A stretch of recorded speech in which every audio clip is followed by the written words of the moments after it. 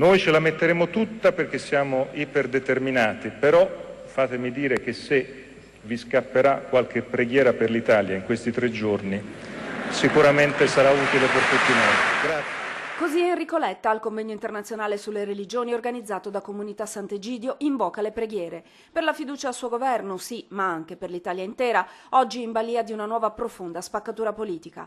Una crisi che porterà a conseguenze gravissime, avvisa il PD, per l'economia e il mondo del lavoro prima di tutto. L'Unione Europea potrebbe riaprire una procedura di infrazione e quindi mettere in ginocchio tutti noi nel momento in cui stavamo rialzandoci. Il dibattito nel PDL ben venga, anzi era ora, tutti hanno bisogno di un confronto interno.